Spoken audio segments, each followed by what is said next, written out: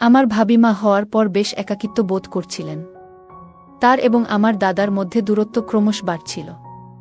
এরই মধ্যে আমি তাদের বাড়িতে যাই, আর আমাকে দেখে ভাবি খুব খুশি হন। একদিন আমি ভাবির ঘরে হঠাৎ করে ঢুকে পড়ি যখন তিনি তার শিশুকে খাওয়াচ্ছিলেন। সেদিনের ঘটনাটি আমাদের দুজনের জন্যই কিছুটা অস্বস্তিকর ছিল। আমি পরিস্থিতি বুঝতে পেরে দ্রুত ক্ষমা চেয়ে বেরিয়ে আসি। এক রাতে ভাবি হঠাৎ আমার ঘরে আসেন। আমি বুঝতে পারলাম তিনি মানসিক চাপে আছেন। কিছু না বললেও তার চোখে ক্লান্তির চিহ্ন স্পষ্ট ছিল। তিনি বললেন, আমার দিনগুলো খুব কঠিন যাচ্ছে, একটু মানসিক সমর্থন দরকার। এরপর তিনি এসে আমার পাশে বসেন। আমরা কিছুক্ষণ কথা বললাম, আমি তাকে সান্ত্বনা দেওয়ার চেষ্টা করলাম। সেই রাতটি আমাদের সম্পর্কের জন্য নতুন একটি অধ্যায়ের শুরু ছিল, যেখানে সহানুভূতি আর বন্ধুত্ব আরও গভীর হয়। আমার ভাবি ছিল অনেক সুন্দর দেখতে। তিনি সব সময় মডার্ন ড্রেস পরতে ভালোবাসত। বিয়ের পর তিনি একটু স্বাস্থ্যবান হয়ে যায়, যা তাকে আরও বেশি আকর্ষণীয় করে তুলেছিল। বন্ধুরা, আজকের গল্পটি অনেক বেশি স্পেশাল, তাই কেউ মিস করবেন না। দয়া করে গল্পগুলো ভালো লাগলে ভিডিওটি লাইক, শেয়ার এবং চ্যানেলটি সাবস্ক্রাইব করো প্লিজ। আমি অনেকদিন পর আমার দাদার বাড়ি যাচ্ছিলাম। সেখানে যাওয়ার আগে জানতাম না যে দাদার স্ত্রী আমার সাথে এমনভাবে সম্পর্ক গড়ে তুলবেন, যা আমাদের দুজনের জন্যই ভালো হবে। তাদের বিয়ের পর থেকে আমি আমার ভাবির সাথে খুব কমই দেখা করেছিলাম। মাঝে মাঝে দাদার ফোনে কথা হলেও ভাবির সাথে তেমন যোগাযোগ ছিল না। দাদার একটি ছেলে হয়েছে, এখন তার বয়স 6 মাস, কিন্তু আমি এখনও ছেলেটিকে দেখতে যেতে পারিনি। তাই কিছুদিনের জন্য সময় বের করে দাদার বাড়িতে যাওয়ার সিদ্ধান্ত নিলাম। বাড়িতে পৌঁছানোর পর প্রথমেই আমার ভাবির সাথে দেখা হলো। প্রথমে তাকে চিনতে পারিনি, কারণ তিনি এখন অনেকটাই পরিবর্তিত, বেশ মোটা হয়ে গেছেন। এরপর ধীরে ধীরে তাকে চিনে ফেললাম। আমি তাকে জড়িয়ে ধরলাম এবং তার বাচ্চাটির সাথে অনেক মজা করে খেললাম। সন্ধ্যায় যখন দাদা বাড়ি এলেন এবং আমাকে দেখলেন, তখন তিনি খুব খুশি হলেন। আমার দাদা রাহুল দা আমাদের পরিবারের বড় ভাইদের মধ্যে একজন ছিলেন। আমি ছিলাম পরিবারের সবচেয়ে ছোট চাচার ছেলে, আর রাহুল দা ছিলেন সবচেয়ে বড় চাচার ছেলে।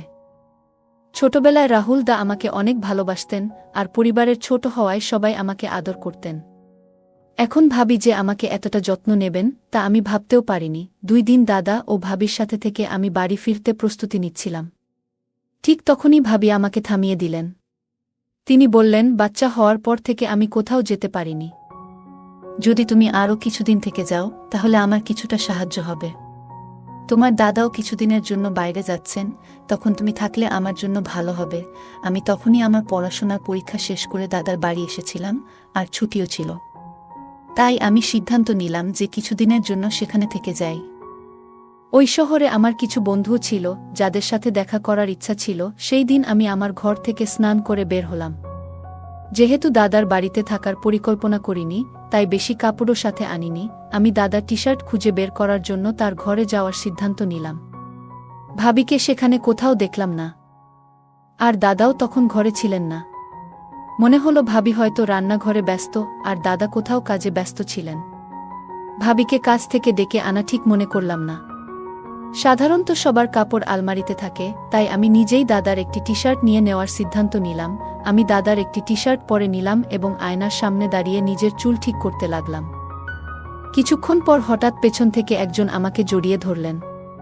ভাবি হয়তো ভুল করে আমাকে দাদা মনে করে আলিঙ্গন করলেন। আমি দ্রুত তার হাত থেকে নিজেকে ছাড়ানোর চেষ্টা করলাম, কিন্তু তিনি তখনও আমাকে ছাড়তে চাইলেন না এবং আরও শক্ত করে জড়িয়ে ধরলেন। ঠিক তখনই দাদা ঘরে ঢুকলেন এবং ভাবিকে আমাকে জড়িয়ে ধরতে দেখে তার চোখ বিস্ময়ে বড় হয়ে গেল।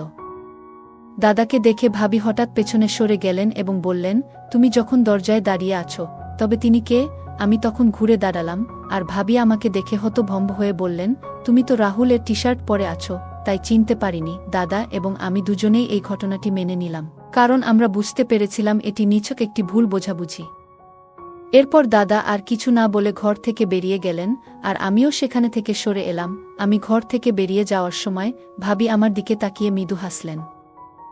ভাবি কি বোঝাতে চাইছিলেন তা তখনও বুঝতে পারলাম না। দুপুর থেকেই দাদা বাইরে যাওয়ার প্রস্তুতি নিচ্ছিলেন, কারণ রাতে তার ফ্লাইট ছিল। রাত 9টার দিকে তিনি ফ্লাইটের জন্য বেরিয়ে গেলেন। এর পরের কয়েকদিন আমি, ভাবি আর তাদের ছোট সন্তান বাড়িতে একাই ছিলাম। দাদা চলে যাওয়ার পর থেকে ভাবির আচরণে কিছুটা পরিবর্তন লক্ষ্য করলাম। সেদিন রাতে তিনি বললেন বাচ্চাটি ঘুমাতে পারছে না, তাই তাকে আমার ঘরে নিয়ে এলেন। বাচ্চাটিকে আমার কোলে রেখে তিনি একটু কাজ সেরে আসবেন বলে চলে যান। কিছুক্ষণ পর বাচ্চার খেলনাটি হাত থেকে ফসকে মাটিতে পড়ে গেল। খেলনাটি তুলতে গিয়ে তিনি নিচু হলেন, আর তখন তার শাড়ির আঁচল সামান্য সরে গেল। কিন্তু আঁচল ঠিক করার চেয়ে তিনি খেলনাটি তোলার দিকে বেশি মনোযোগ দিলেন, যা দেখে আমি একটু অস্বস্তিতে পড়লাম। পরে তিনি খেলনাটি তুলে আঁচল ঠিক করে নিয়ে বললেন, আজ সারাদিন রাহুলের যাওয়ার প্রস্তুতিতে ব্যস্ত ছিলাম, খুব ক্লান্ত লাগছে। এখন একটু বিশ্রাম না নিলে ভালো লাগবে না। এখন স্নান না করলে আমার মনের প্রশান্তিও হবে না। তুমি কি একটু সময়ের জন্য তোমার ভাতিজাকে সামলাতে পারবে? আমি সম্মতি দিলাম এবং ভাবি বাচ্চাটিকে রেখে স্নান করতে চলে গেলেন। আমি বাচ্চাটির সাথে খেলতে থাকলাম। কিছুক্ষণ পর বাচ্চাটি কান্না করতে শুরু করল। হয়তো ওর খিদে পেয়েছিল। আমি তাকে নিয়ে ভাবির ঘরে গেলাম, দেখলাম ভাবি চুল শুকাচ্ছেন। আমাকে দেখে তিনি বাচ্চাটিকে আমার হাত থেকে নিলেন। আমি ঘর থেকে বেরিয়ে আসতে যাচ্ছিলাম, ঠিক তখন ভাবি বললেন, আমার মাথা খুব ব্যথা করছে, মনে হয় না চুল ধোয়া উচিত ছিল।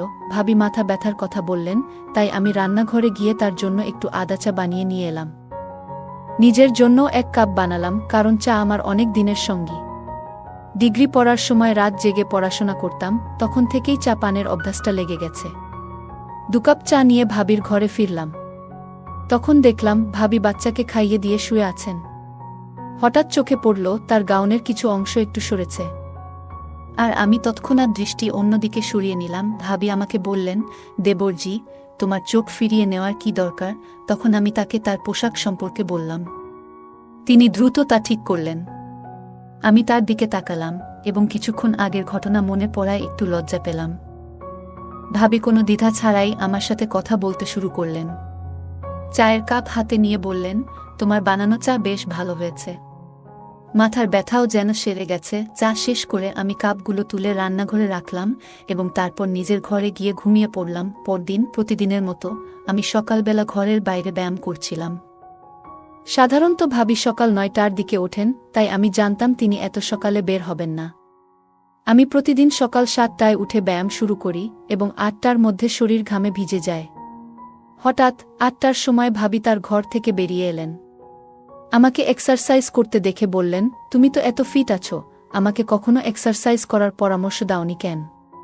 বাচ্চা হওয়ার পর থেকে আমার শরীরের অবস্থা খারাপ হয়ে গেছে। আমি হেসে বললাম, কোনো সমস্যা নেই, তুমি আজ থেকে আমার সাথে ব্যায়াম করতে শুরু করো।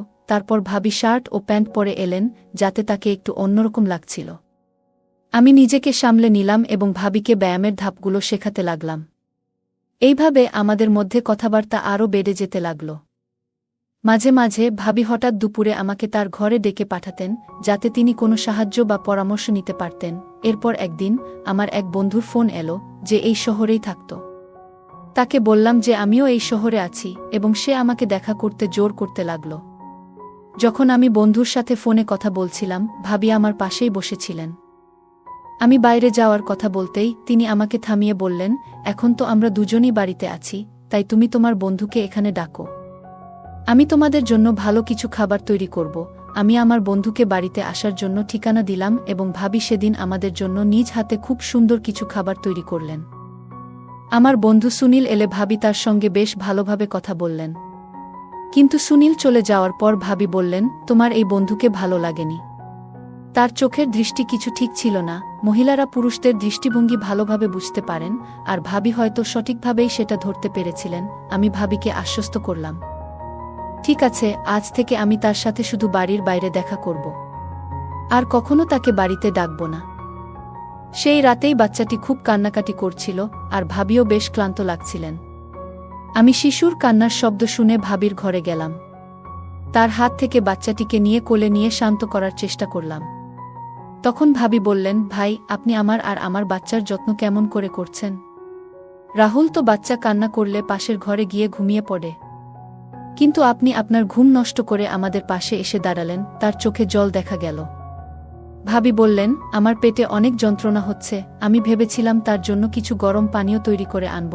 তখনই তিনি আমার হাত ধরে বললেন, কিছু আনার দরকার নেই, এটা আমার শারীরিক সমস্যার কারণে হচ্ছে এবং আগামী কয়েকদিন এমনটাই চলবে। ভাবি হঠাৎ করে তার মাথাটা আমার কাঁধে রাখলেন।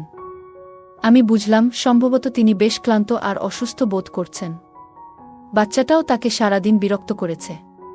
তাকে আরাম দিতে আমি তাকে বিছানায় শুইয়ে দিলাম এবং মাথায় আলতো করে হাত বোলাতে লাগলাম। কিছুক্ষণ পর ধীরে ধীরে তার মুখে আরামের ভাব ফুটে উঠল। কয়েকদিন পর ভাবির শরীর আগের তুলনায় বেশ সুস্থ মনে হল। ভাবি আমার ঘরে এলেন, আজ যেন তাকে দেখতে আরও সুন্দর লাগছিল। তিনি কালো রঙের একটি শাড়ি পরেছিলেন। ভাবি বললেন, ভাই, এই কয়েকদিনে আপনি আমার খুব যত্ন নিয়েছেন। বিয়ের পর থেকে রাহুল কখনোই আমার এতটা খেয়াল রাখেনি। অন্তত আমি মনে করতে পারছি না। আপনার মতো একজন স্বামী পেলে হয়তো আমার জীবনটা আরও সুন্দর হতো।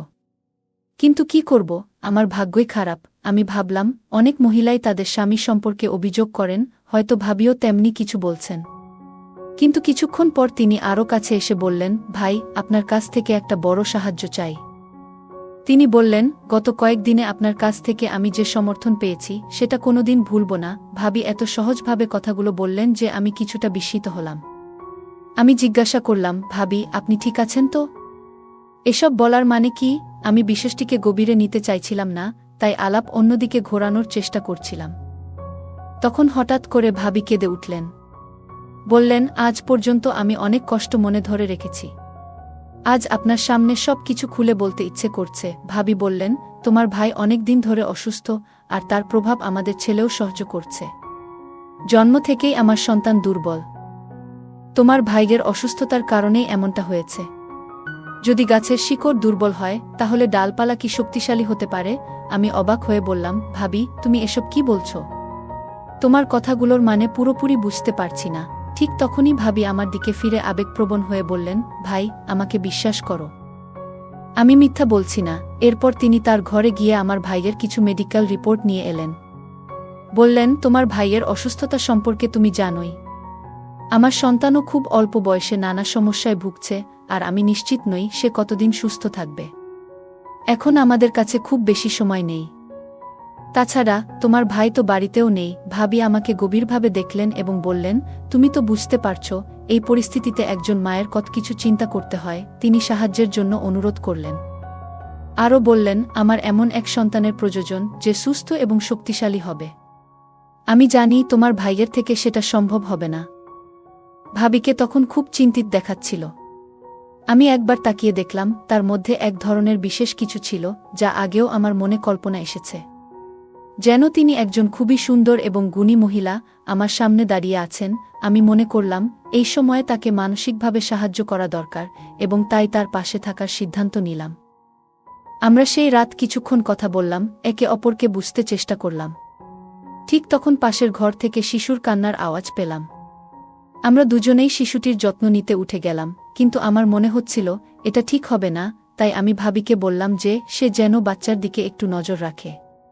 এরপর আমি গভীর ঘুমে ঢলে পড়লাম। যখন ঘুম ভাঙল তখন সকাল হয়ে গেছে। আমি ঘুম থেকে উঠে দেখি ভাবি আমার পাশে বসে আছেন। তিনি এখনও সেই একই নাইট ড্রেসে ছিলেন।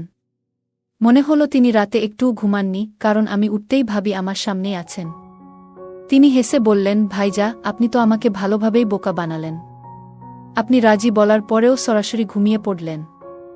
আমি তখন তাকে আলতো করে বললাম, আমাদের জন্য সময় আছে, মাত্র একটা দিন নয়, সামনের 15 দিন আমাদের জন্যই রয়েছে। মনে রেখো, আমরা একে অপরের পাশে আছি। ভাবি নিজে থেকেই আমার দিকে এগিয়ে এসেছিলেন, তবে আমি বুঝেছিলাম এর আগে আমাকে কিছু মানসিক প্রস্তুতি নিতে হবে, কারণ এই অভিজ্ঞতা আমার জন্য নতুন ছিল। সেই দিন আমি সেলুনে গিয়েছিলাম এবং পথে আমার এক বন্ধুর কথা মনে পড়ে। সে বরাবরই মেয়েদের ব্যাপারে বেশ অভিজ্ঞ ছিল, সবসময় কাউকে না কাউকে ইমপ্রেস করার চেষ্টা করত। ভাবির সঙ্গে দেখা করার আগে আমি তার কাছ থেকে কিছু পরামর্শ নিলাম। সে আমাকে কিছু টিপস দিল। রাতে প্রতিদিনের মতো ভাবি আমার ঘরে এলেন। আমি মনে করলাম, বন্ধু একদিন বলেছিল অনেক মানুষ চকোলেট পছন্দ করে এবং উপহার দিলে সম্পর্কের মধ্যে উষ্ণতা বাড়ে, তাই আমি ভাবিকে একটি চকোলেট দিলাম। তিনি মৃদু হাসলেন, আর সেই মুহূর্তে বুঝলাম তিনি অনেক আন্তরিক এবং অনুভূতিপ্রবণ। তার সঙ্গে কথা বলাটা খুবই মধুর ছিল, এবং সেই দিনটা আমাদের মধ্যে একটি সুন্দর বন্ধুত্বের স্মৃতি হয়ে থাকল। পরের দিন সকালে ঘুম থেকে উঠে নিজেকে খুব সতেজ ও প্রশান্ত লাগল। জীবনের 25 বছরেও এমন অনুভূতি আগে কখনো হয়নি, যা আমাকে গভীরভাবে স্পর্শ করেছিল। সেই অভিজ্ঞতা মনে দাগ কেটেছিল। এরপর থেকে ভাবির সঙ্গে সময় কাটানো যেন একটা অভ্যাসে পরিণত হল।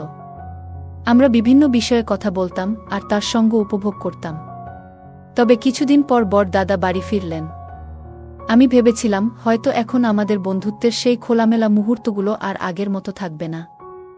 তবুও রাতের সময় যখন সবাই ঘুমিয়ে থাকত, ভাবি মাঝে মধ্যে আমার সঙ্গে কিছু সময় কাটাতে আসতেন। আমরা তখন নানা বিষয় নিয়ে আলোচনা করতাম। একবার রাতের বেলা ভাবি আমার ঘরে এসে হাসি মুখে বললেন, গত 2 দিন ধরে আমার মনে হচ্ছিল আমি হয়তো মা হতে চলেছি। আজ চেক আপ করানোর পর নিশ্চিত হলাম যে আমি গর্ভবতী। দেবরজি, আপনি বাবা হতে চলেছেন আর আমি মা। আমি ভাবিকে অভিনন্দন জানালাম। তখন ভাবি বললেন, দেবরজি, শুধু অভিনন্দন দিলেই হবে না।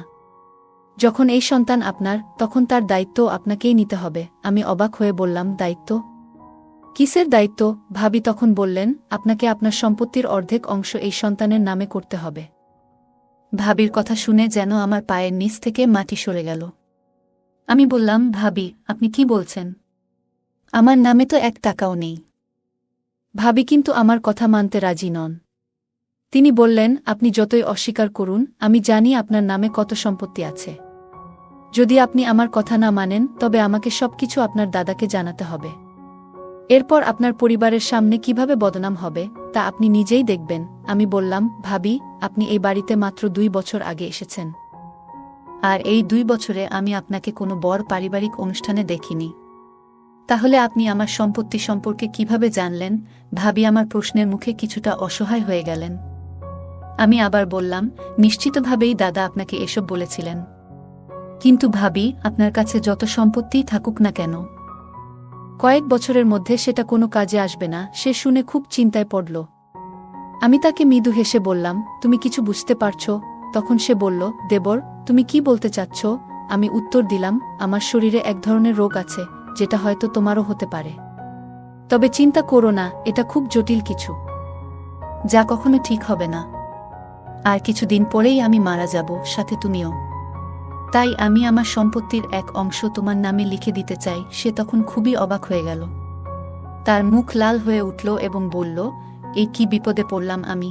তারপর সে তার স্বামীকে জোরে জোরে ডাকতে শুরু করল। দাদা সঙ্গে সঙ্গে ঘরে চলে এলো, যেন বাইরে দাঁড়িয়ে সবকিছু শুনছিল। তখন ভাবি তার স্বামীকে বলল, আমি সম্পত্তির জন্যই তোমার ভাইয়ের কাছে এসেছিলাম, কিন্তু আমি জানতাম না যে তার শরীরে এই ধরনের সমস্যা রয়েছে। এখন আমাকে কি করতে হবে? এরপর দাদা আর ভাবির মধ্যে তর্ক শুরু হয়ে গেল। আমি সব বুঝতে পারছিলাম যে ভাবির পরিকল্পনাটি সঠিকভাবে সফল হয়নি। ভাইয়ের সাথে ভাবির প্রথম পরিচয় এবং এরপর যা ঘটেছিল, সবকিছুই এখন পরিষ্কার হয়ে গেল। সে খুব লোভী, আর সেই কারণেই ভাইয়া তার থেকে দূরে সরে গিয়েছিল। তার স্বার্থ ছাড়া সে কারো কাছে আসে না। রাহুল ভাই আমাকে শুধু ভাবির ব্যাপারে সতর্ক করেছিল। কিন্তু সেদিন রাতে দাদার আসল চেহারাটাও আমার সামনে উন্মোচিত হল। তারা দুজন মিলে আমাকে ঠকিয়ে আমার সম্পত্তি হাতিয়ে নেওয়ার পরিকল্পনা করেছিল। আমি দাদাকে বললাম, দাদা, তুমি এতটা নিচে নামতে পারবে তা আমি ভাবতেও পারিনি। তুমি কিভাবে তোমার স্ত্রীকে অন্য পুরুষের সঙ্গে সম্পর্ক রাখতে দাও? শুধু টাকার জন্য তুমি নিজের ভাইয়ের সঙ্গে প্রতারণা করছো। আমি ভেবেছিলাম আমার দাদা এখনও আমাকে নিঃস্বার্থভাবে ভালোবাসে। কিন্তু আমি ভুল ছিলাম। আমার কথা শুনে দাদা চুপচাপ মাথা নিচু করে দাঁড়িয়েছিল, আর ভাবির চোখে তখন জল। আমি তখন ভাবিকে সত্যিটা জানিয়ে দিলাম। আমি বললাম, ভাবি, তোমার চিন্তা করার দরকার নেই। আমার কোনো গোপন রোগ নেই, আর আমি তোমার সঙ্গে কিছুই ভুল করিনি। যখন তুমি আমার কাছে আসতে, আমি তোমাকে চকোলেট খেতে দিতাম, যাতে ঘুমের ওষুধ মেশানো ছিল। তুমি যখন ঘুমিয়ে পড়তে, আমি ঘর থেকে বেরিয়ে যেতাম। যদি তুমি আমার কথা বিশ্বাস না করো, তাহলে সেই গোপন ক্যামেরার ফুটেজ দেখে নাও, যেটা তুমি আমার উপর নজর রাখার জন্য বসিয়েছিলে। সবকিছু পরিষ্কার হয়ে যাবে। এরপর দাদা ও ভাবি আমার কাছে ক্ষমা চাইতে শুরু করল। কিন্তু তাদের ক্ষমা করার মতো আমি আর কোনো ইচ্ছা রাখিনি।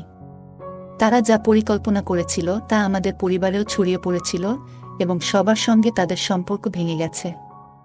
এখন তারা একেবারে একা হয়ে গেছে, তাদের কর্মের ফল ভোগ করছে। বন্ধুরা, আজকের দিনে মানুষ তার নিজের রক্তের সম্পর্ককেও ভুলে যাচ্ছে শুধুমাত্র টাকার জন্য। সত্যি কি টাকা সম্পর্কের চেয়ে বেশি মূল্যবান হয়ে গেছে? গল্পটা কেমন লাগলো জানাতে ভুলবে না।